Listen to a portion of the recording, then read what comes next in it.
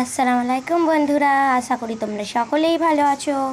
আমি তোমাদের জন্য আজকে চিকেন দানার রেসিপি নিয়ে চলে এসেছি। চলো দেখা যাক কীভাবে বানানো হচ্ছে।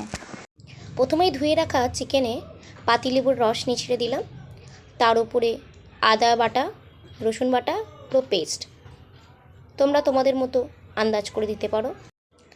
তারপর ভালোভাবে মাখিয়ে নিয়ে পরিমাণ মতো নুন দিয়ে দিলাম, সেটাকেও ভালোভাবে মাখিয়ে নিলাম। যতটা ভালো ম্যারিনেট হবে ততটাই ভালো চিকেনটা খেতে লাগবে। তার উপর 1 চামচ লঙ্কা গুঁড়ো দিয়ে দিলাম, ঝালটা তোমরা তোমাদের মতো আন্দাজা করে দিতে পারো। সব কিছু দিয়ে দেওয়ার পর সবচেয়ে আসল মশলা, যেটা চিকেন দানার জন্য স্পেশাল, সেই মশলাটা দিয়ে দিলাম।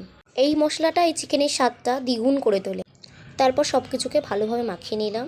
দেখো, মাখিয়ে নেওয়ার পর চিকেনটা কত সুন্দর লাগছে, লাল লাল পুরো ঝাল ঝাল।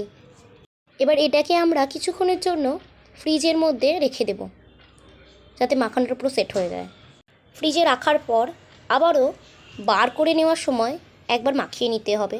তারপর কড়াইতে তেল দিয়ে দিতে হবে। তেলটা একটু গরম হওয়ার পরেই ম্যারিনেট করা চিকেনগুলোকে গরম তেলে ছেড়ে দিতে হবে।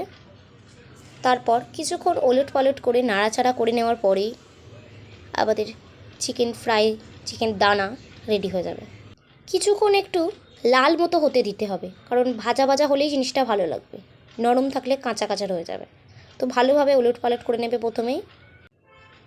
দেখো তো, দেখে মনে হচ্ছে পুরোপুরি ভাজাটা আমাদের রেডি হয়ে এসছে। চলো প্লেটে সার্ভ করে নেওয়া যাক এবারে।